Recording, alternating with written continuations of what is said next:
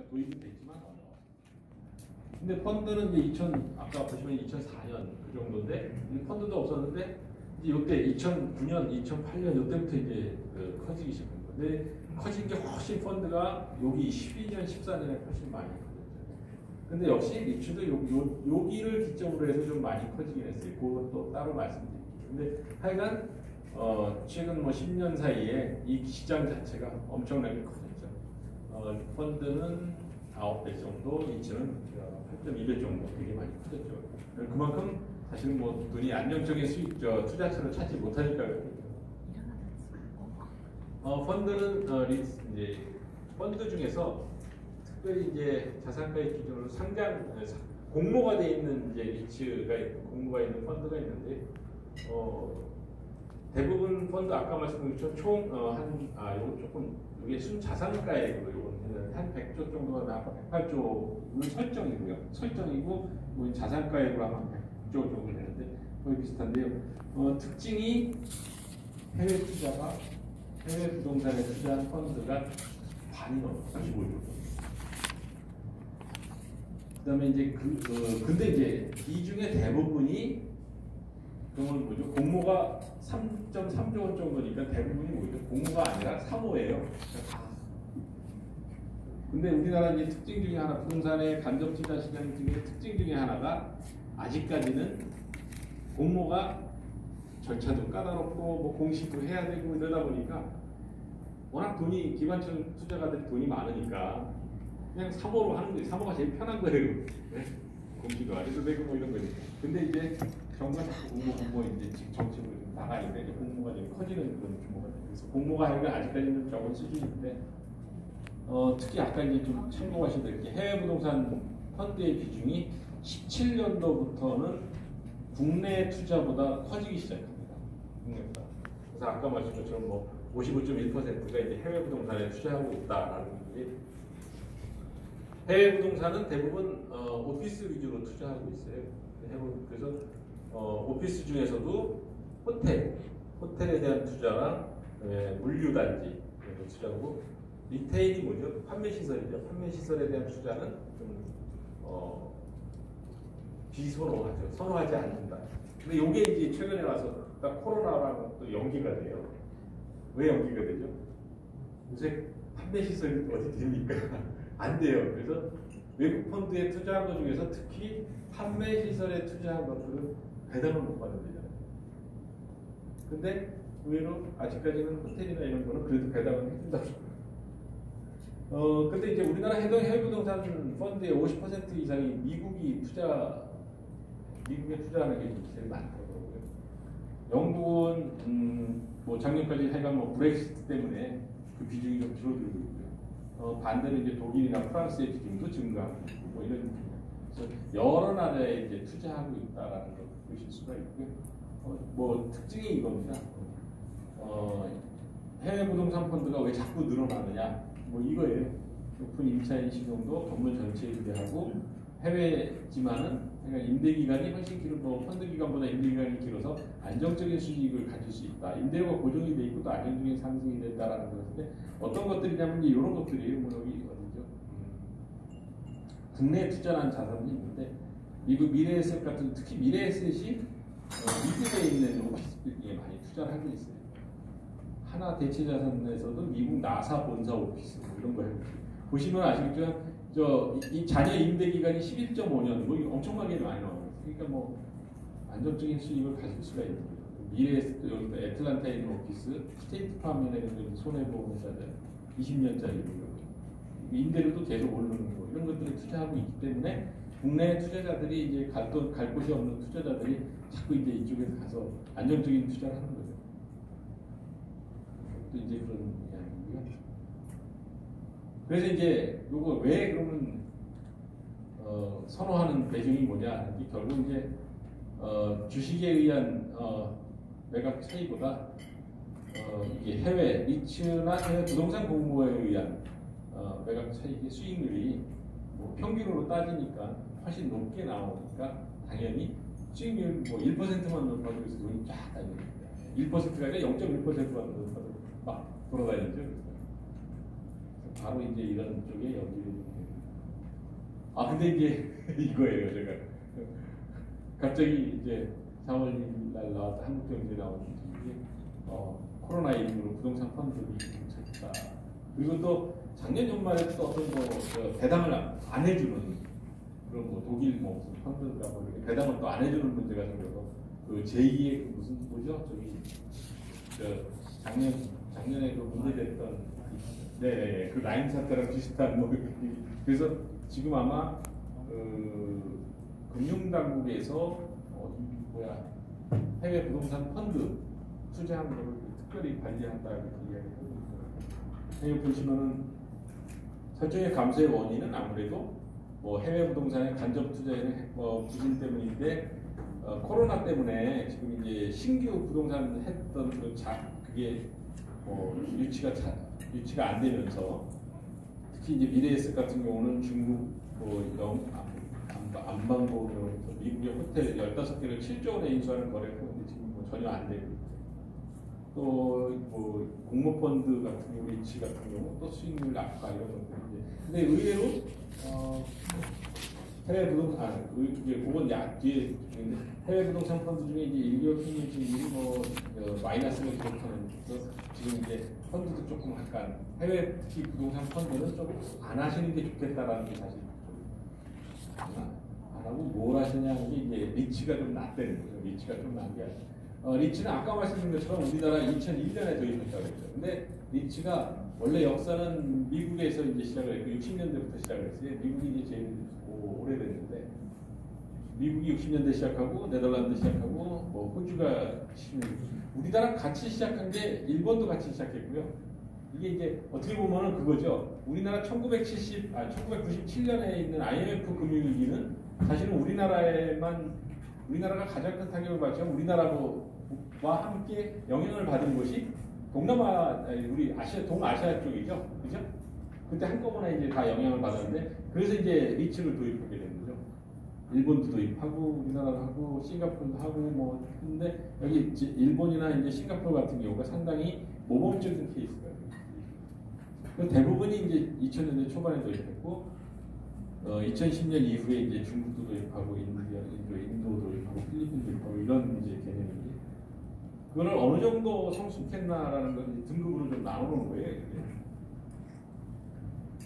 아직도 이제 도입기에 해당하는 거 여기 보시면 아시겠지만 지금 이제 도입기에 해당하는 게 이제 중남미, 브라질, 아프리카, 케냐, 파키스탄 이런 데가 이제 도입기예요. 여기는 이제 우리나라는 도입기보다는 이제 여기 도약기라고 보시죠. 도약기인데 우리나라 여기가 있어요. 도약기. 근데 우리나라랑 같이 출발한 일본이나 싱가포르 어디가 있죠? 이스테빌레스로 안정기가 있어요. 안정기. 일본, 싱가포르, 홍콩 이런데. 그다음에 가장 뭐라고 해야 되나요? 완전 성숙기 미국이라고 보면 되죠. 미국이 가장 큰 시장이고. 재밌는 게 이제 싱가포르 같은 경우는요. 리츠를 ATM기 있잖아요. 우리 현금 지급 기업. 리츠를 가지고서 거기 가서 이제 뽑는데요. 돈으로 바꿀 수가 있어요. 그 정도로 가장 그래서 모범적인 국가라고 이야기를 하고 있어요. 근데 리츠 시장이 세계적으로도 그렇고 안정적일 수밖에 없는 게 이건 글로벌 리츠의 연평균 수익률이 한 6% 정도 됩니다. 상당히 높은 수익률을 계속 제공하고 있으니까 리츠 이제 이렇게 계속 이제 아마 1980년도 이후에 계속 이야기를 하고 있습니다. 글로벌 리츠 지수가 아까 그랬지만 이제 글로벌 국가별 리츠 배당률을 평균을 내보는 거예요. 해외 평균이고요. 그러니까 싱가포르 같은 경우는 있죠. 일본이 8%, 호주가 5.5%, 태국도 6%, 홍콩이 4.7%. 홍콩은 완전히 제가 보기에 맛이 가가지고 홍콩은 지금 부동산 가서 막 폭락을 한참 할 것 같아요. 미국도 4.1%. 그러니까 하여간 일반적인 우리 금리 수준보다는 상당히 높은 얘기를 하니까 리츠라는 것이 이제 자꾸 매력적인 상품이 투자 상품이 되고 있는 거야. 우리나라는 어떤가라는 걸 이제 보고서 실제로 이제 지금 진행되는 거를 이제 이 장에서 잠깐 보려고 제가 아까도 말씀드린 것처럼 우리나라는 시장이 초기에는 뭐 거의 자산들 모두 뭐 7.10조 2010년에는 50개 정도의 리츠밖에 없었는데 지금은 그거에 한 5개 정도가 되죠. 네, 리츠가 5개 정도가. 특히 리츠가 많이 늘어나기 시작한 것이 늘어나기 시작했다고 할 수 있는 시기가 2013년과 14년, 15년입니다. 요거는 좀 특별한 이유가 있어요. 네, 특별한 이유가 뭐냐면은 그게 저희 회사랑 관련. 제가 다니는 LH랑 관련이 돼요. LH가 이제 과거에 토지공사와 주택공사로 나눠져 있었잖아요. 네, 나눠져 있었는데 왜 합쳤죠? 왜 합쳤죠? 굳이 뭐 방만한 경영을 줄이기 위해서 그것보다는 실제로 의미가 있었죠. 왜 합친 이유가 딴 거 아닙니다. 주택공사가 사실 이제 주택공사가 임대주택을 많이 가지고 있잖아요. 지금 이제 저희 LH가 가지고 있는 임대주택 그때부터 가져온 거지만은 LH가 임대주택은 팔지는 않잖아요.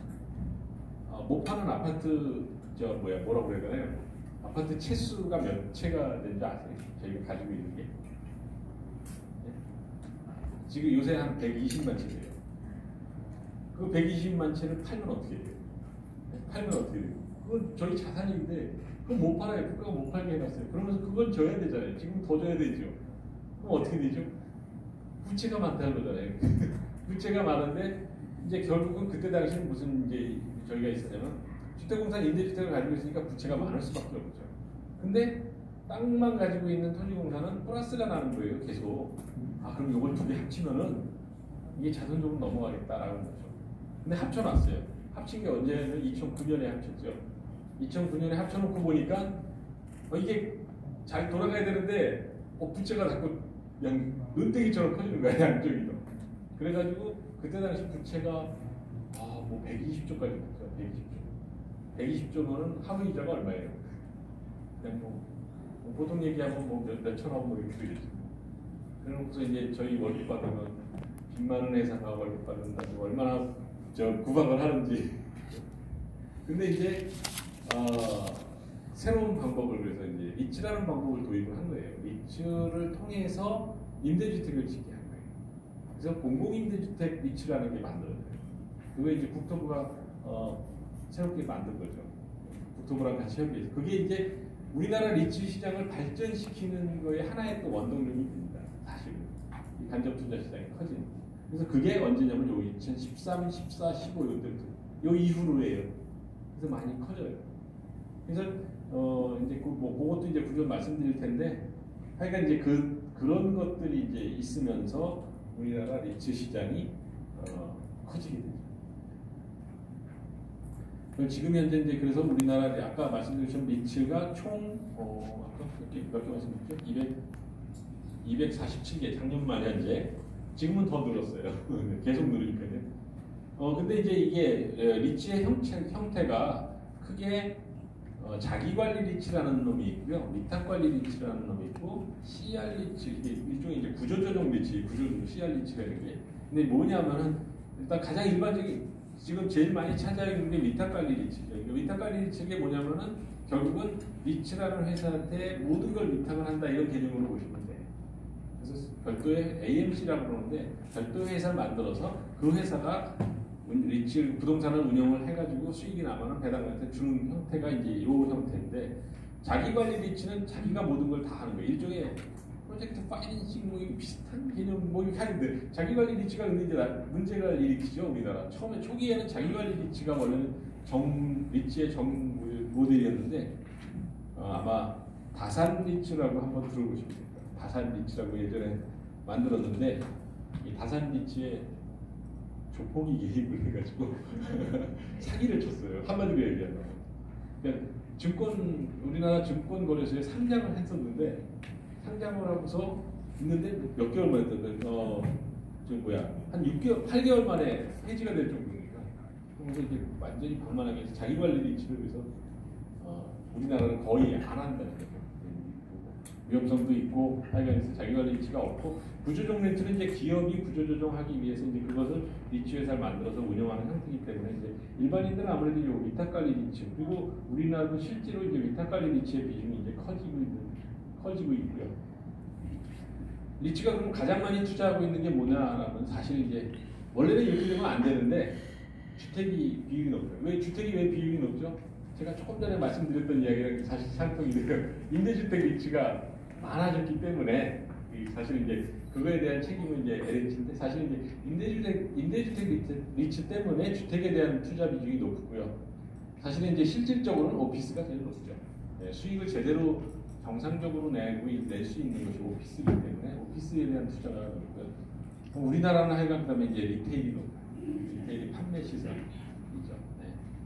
그다음에 이제 복합 분류 이런 호텔 쪽이고요. 그래서 이제 중요한 거는 요거죠. 네. 하여간 뭐 간접투자는 펀드와 리츠는 투자적인 관점에서 공통점도 있고 차이점이 있는데 중요한 거는 이거죠. 어디가 나는지 맞아요. 본인의 성향이나 현재 상황을 꼼꼼하게 분석해서 자신에게 맞는 상품 투자라는 게 좋다. 그러면 여기에 원래 하나 더 붙어야 되죠. 이 상품은 원금을 뭐 보장하지 않는다. 뭐 이거 있잖아요. 근데 간접 투자 그래서 이제 간접 투자 상품이라고 무조건 안전 투자의 대상은 아니지만 그래도 다른 것보다는 리스크가 좀 적고 새로운 방식의 투자다라고 해서 이제 지금 이제 말씀드리고 있고요. 특히 이겁니다. 사실 정부에서 계속 이 공모형 부동산 간접 투자 활성화 방안을 우리 정책으로 하고 있어요. 작년부터 작년에 계속 냈어요. 결국은 그 방향으로 유도한다는 얘기는 그 방향을 따라가면 뭐 크게 손해는 안 보겠죠. 그래서 이제 말씀드리는 거예요. 그럼 과연 이제 전망이라고 했는데 사실 이게 활성화 방안을 말씀드린 거예요. 지금 활성화 방안을 써놓고 좀 요건 이제 조금씩 이해하시면 좋을 것 같아요. 작년 9월 11일에 이제 본격적으로 활성화 방안을 제시를 했어요. 최근 5년간 연평균 수익률이 뭐 많이 늘어나고 수익률이 이제 안정적으로 그러니까 리츠 자체가 참고로 리츠에 대해서 좀 알아보시고 싶다라시면은 두 가지 사이트가 있습니다. 하나가 뭐냐면은 리츠 협회라는 곳이 있어요. 리츠 협회. 리츠 협회를 치시면 리츠 협회에서 리츠란 무엇인가, 뭐 리츠에 대한 뭐 리츠 우리나라 리츠의 종류 뭐 이런 게 다 들어와 있어요. 그래서 리츠 협회라는 곳을 들어가 보셔도 당연히 연결이 돼요. 그 다음으로 연결되는 게 이제 리츠 정보 시스템이라는 게 있습니다. 그래서 리츠 정보 시스템이랑 리츠 협회 사이트를 가보시면은 그 리츠에 관한 거는 이제 있어요. 펀드에 관한 건 없어요. 펀드는 어디가 있냐? 아까도 말씀드린 리츠 국토교통부가 아니기 때문에 그건 금융 쪽으로 가야 돼요. 네. 그래서 금융투자협회나 뭐 이런 데 가서 가야 되는데 거기는 부동산 펀드는 정말 우리나라에 뭐 요만한 것밖에 취급을 안 해서 찾기가 되게 힘들어요. 전문가 아니고. 그래서 펀드 쪽만 일단 보시면. 근데 아까도 보신 것처럼 펀드 이 대부분이 아까 기관 투자가 투자하는 사모 형태예요. 우리나라도 아마 대부분이 뭐 국민연금이라든지 이런 연금에서 대부분 많이 투자하고 있어요. 보시면 공모, 사모 비율 한번 쭉 보시면 아주 조금이에요. 펀드도 그렇고 리츠도 그렇고. 그래서 이 부분을 좀 활성화시키자라는 노력이죠. 그래서 어떻게 이 부분을 활성화시키면서 또 뭔가 혜택을 줘야지 활성화가 되겠죠. 근데 정부가 혜택 줄 때 쫓아가야 되죠. 그죠? 네. 항상. 근데 이제 첫 번째가 뭐냐면은 공모를 하게 되면은 공공사업에 대해서 뭐 우선 참여 기회를 주고 우리한테 사는 공급하겠다. 이제 그 뒤에 이제 좀 말씀드리고 크게 이제 4가지 정부에서 추진하고 있는데 그다음에 공모 투자자 및 공모 리츠 펀드에 대한 세제 혜택 이게 제일 중요하죠. 그러니까 가장 구미에 담기는 게 세제 혜택이죠. 그다음에 그렇게 이제 자꾸 투자하게 되면서 이거 뭔가 환경을 만들어야 될 거 아니냐. 이제 안전한 투자를 하게 하자. 그다음에 상품 개발을 하자. 그러면 사업성에서 규제도 합리화해 주자. 심지어는 저기까지예요. 일반적으로 우리가 가장 많이 생각하시는 우리가 무슨 건물을 짓는다든지 뭐 그런 거 할 때 항상 건축 허가를 받아줘야 되잖아요. 그죠? 개발행위 하려면 개발행위 허가 받아야 되잖아요. 근데 안 되잖아요. 근데 리츠나 이런 걸 통해서 공모를 하게 되면 그런 부분도 좀 완화시켜주겠다. 개발 밀도도 완화시켜주겠다. 뭐 이런 거예요. 용적률 검토율도 좀 완화시켜주겠다. 이거예요. 그래서 이게 앞으로는 이제 많은 개발에도 좋은 수법으로 아마 활용이 될 것 같아요. 지금은 아직은 아니지만 이 부분을 잠깐만 보시면 공모 리츠를 하게 되면은 기본적으로 우량한 신규 자산을 공급하게 하겠다라는 거예요. 이게 주로 뭐죠? 이제 이런 거예요. 철도공사나 이런 철도시설공단에서 역세권 개발한다, 복합 환승센터 개발한다라는 걸 할 때 실제로 사업을 제안한 사람이 나는 돈을 공모를 통해서 자금을 가져오겠다라고 했을 때 이 사람한테 우선적으로 준대요. 그리고 또 여기서 이제 나오는 것 중에 하나가 이제 또 민자 인프라 개발이라는 이야기가 있어요. 혹시 인천공항을 가실 때는 다리가 두 개가 있죠. 인천공항에 접근하는 방법이 다리가 어디가 있죠? 인천대교를 통하는 방법과 영종대교를 통하는 방법이 있습니다. 어디가 비싸죠? 인천대교가 비싸요. 인천대교가 비싸요. 근데 영종대교 그때 재밌는 게 뭐냐면 인천대교와 영종대교 사이에 그 사이에 청라라는 신도시가 있는데 청라 신도시에서 원래는 저희 회사가 다리를 하나 덜어주기로 했어요. 자, 얼마더라? 제가 알기로 5천억. 5천억을 원래 지금 가지고 있어요. 저희가 다리를 저희 회사가 놔주기로 했어요. 근데 저희 회사가 다리를 놓으면 어떻게 되죠? 저희 회사가 도로를 놓고 다리를 놓으면은 그게 만들어서 그냥 줘요, 지자체로. 그럼 원래는 저희 회사가 도로 만드는 거는 돈을 안 받아요, 그죠? 근데 지자체가 이제 자기네들 운영하기 위해서 돈을 받죠. 근데 그러니까 중요한 건 이제 그게 아니라 그게 돈을 이제 지금 이제 인천대교나 영종대교는 사실은 어떻게 했죠? 왜 돈을 받죠? 민자를 했잖아요. 민자를 하면서 근데 민자인데 특히 외국계 자본이 들어와서 했어요. 그래서 20년 동안 뭐 보장을 해준다 뭐 이런 식으로 됐고요. 그래서 거기 원래 5천억을 들어서 저희가 다리를 놓을 수가 있는데 다리를 못 놓게 하는 거예요. 왜? 차가 그걸 빠지면 어떻게 돼요? 마이너스가 더 커지니까 돈을 해줘야 된다는 거죠. 그래서 다리를 못 놓게 해요. 되게 아이러니컬한 건데 근데 이제 그때 리츠를 한 우리가 영종대교나 인천대교를 놓을 때 아마 그때 그런 외국계 민자를 통하지 않고 한번 생각을 해보세요. 리츠라는 방식을 통했으면 어떻을까요? 리츠라는 방식은 결국 그 투자자를 우리 국민이 투자자가 될 수가 있는 거죠. 그죠? 그러면 얘 거기서 통행료도 싸질 수 있고 만약에 그 수익이 발생하면 배당을 계속 줄 수가 있는 거죠. 그래서 지금 정부에서 저기 하는 거 있는 거죠. 지금 이 정부에서 가장 추진하고 있는 것 중에 하나가 3기 신도시, 새로운 신도시를 한다고 해요. 수도권에는요. 예, 그죠? 수도권에 신도시 하는데 신도시의 제일 큰 문제가 뭐죠? 이게 뭐 기반 시설 없이 뭐 신도시만 만들면 뭐 하냐는 거예요. 그래도 광주는 이게 그러면서 뭐 수원이나 이렇게 가까이 있잖아요. 근데 수도권은 신도시가 멀어요. 한마디로 얘기하면 여기 지하철도 안 들어가 있는데 막 저 신도시가 출퇴근하는데 머리 아프니까 막 이런 거죠. 근데 이제 그런 기반 시설을 놓는 신도시를 같이 건설하겠다는 거죠. 그러면서 앞으로 쓸 이 기법이 요거예요. 입지를 갖다 쓰려고 해요. 요게 그래서 이 얘기구나. 민자 인프라 개발에 공모 자금을 활용하게 되면 먼저 우선권도 주고 사업에 대한 우선권도 주고 뭐 같이 리츠를 통해서 이제 거기 사용하는 주민들도 같이 빠른 시일 내에 또 할 수도 있고 자금도 빨리 모을 수 있어요. 그래서 저는 항상 생각하는 게 영종대교나 인천대교를 놓을 때 리츠 방법을 썼으면 우리가 그 외국계 회사에 그렇게 계속 원금을 손실을 보장해주면서까지 그런 걸 안 해도 되지 않았을까. 그리고 거기 주민들 영종도에 사시는 주민들은 무료로 다니시는 거 아니에요. 깎아주지 무료로 안 다니니까. 그래서 그거 깎아달라고. 그리고 고속전철이 있잖아요. 고속전철에 전철이 다니고 있잖아요. 공항철도. 영종대교 건너가면서 구간값이 확 올라요. 다리를 건너가면서. 그러니까 그것도 깎아달라는 거예요. 왜 그거 안 깎아주냐. 그게 안 먹혀요. 그래서 앞으로 이게 이제 이런 것들을 통해서 하고 결국은 그런 뭐죠? 그런 투자 상품이 나온다는 거죠. 한마디로 투자 상품이 이제 나올 예정이 됩니다. 그다음 두 번째가 이런 이제 공공개발, 이것도 산업단지도 이제 이런 식으로 공모리치 하겠다는 우선공급을 주겠다는 거예요. 또 신도시 자정용지, 신도시의 자정용지 같은 경우도 뭐죠? 자정용지라는 게 예를 들면 신도시가 건설이 되면은 핵심이 되는 시설들이 좀 들어와야 되잖아요. 뭐 그러면 그런 것들을 공모로 하게 되면 뭐 아까 판교 같은 경우는 이제 있고 아까 알파도 같은 경우가 있고 거기 자동용지가 되고 그러니까 기업이 들어와 버리는 기업이 들어오는 걸 공모를 해주니까 많이 들어올 수가 있는 거죠. 물류시설 요새 뭐 많이 하는 거 이런 것들이 이제 앞으로 유망한 부동산 개발 사업들을 공모로 좀 추진하겠다. 그러면 이제 그거 뭐 추진하는 건 좋은데 뭔가 혜택을 줘야 돼. 제일 중요한 게 세금 혜택이죠, 그죠?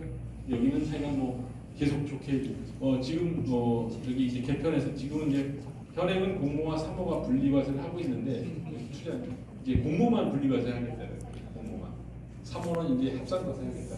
그러니까 결국은 계속 모든 뭐 일정 기간 가지고 있으면 재가격에서 배당소득에서 분리과세 하겠다라고 지금 이제 정부에서 계속 이야기를 하고 있고.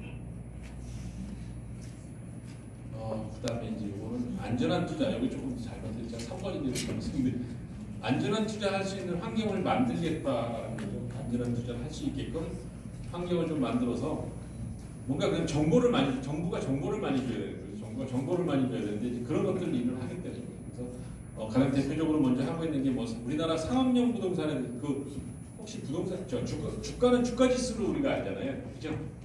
리츠의 이제 리츠 지수를 만들게 돼요.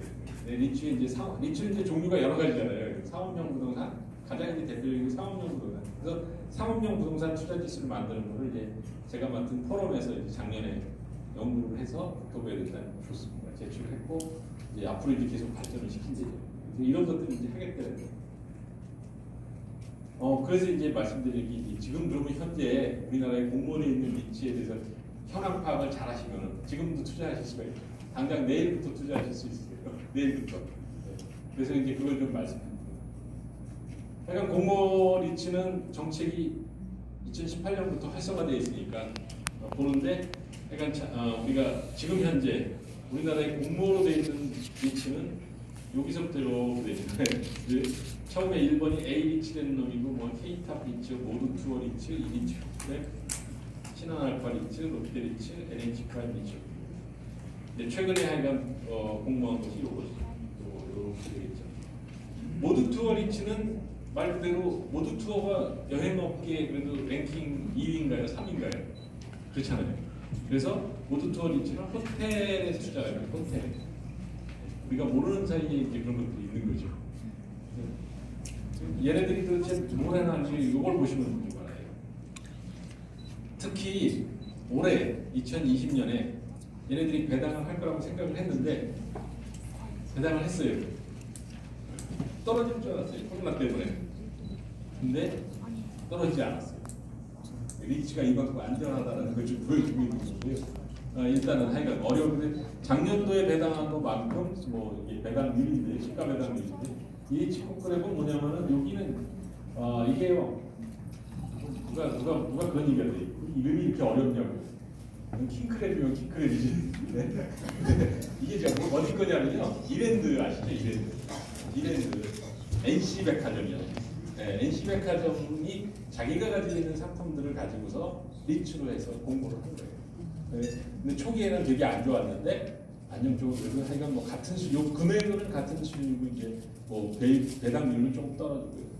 그럼 이제 제가 말씀드린 이제 신한 알파 리츠 이게 이제 사실은 상당히 좀 관심 있게 보셔야 되는 그러니까 리츠계의 삼성전자 뭐 이런 거예요. 네. 한번 보시면 나중에. 네. 롯데 리츠는 이름은 좋은데 상장된 지 얼마 안 되는데 일단 제가 말씀드릴게요. 그다음에 모두 투어 리츠가 의외로 이게 안 좋았는데 이 배당을 더 했어요. 이게 봤더니 리츠를 설정을 할 때 배당 그러니까 임대를 미리 설정할 때 임대 기간을 설정한다고 했잖아요. 근데 이거는 임대 기간을 장기로 잡아놨고 그러니까 뭐 코로나 이런 거에 의해서 떨어지고 이런 것보다 안정적으로 일정 장기간 동안 몇 %를 준다 이렇게 돼 있기 때문에 수익이 계속 들어오는 거예요. 안정적으로 해서 의외로 이제 남아 있고요. 그다음에 A리츠도 뭐 A리츠가 이제 K탑, 그다음에 NH 프라임 리츠라는 것은 아직 배당이 없습니다. 이건 뭐야? 올해 작년 연말에 해가지고 그런데 중요한 것 중에 하나는 이 리츠에 투자하면 이제 배당 사실 이제 리츠는요 원래 주가가 오르는 거를 수익을 목표로 하시면 안 돼요. 근데 우리는 이상하게 이제 주식이 올라가지고 이 리츠 주식이 올라가지고 사람들이 이제 이 일반 주식이라고 이제 생각하면 되는데 목표 자체가 이제 주식 주가보다는 배당을 안정적으로 받는다라는 쪽에 목표를 가시면 되는데 참고로 신한 알파리츠가 배당하는 달이 배당 기준 달이 3월 9월이에요. 3월 9월 1년에 2번을 배당해요.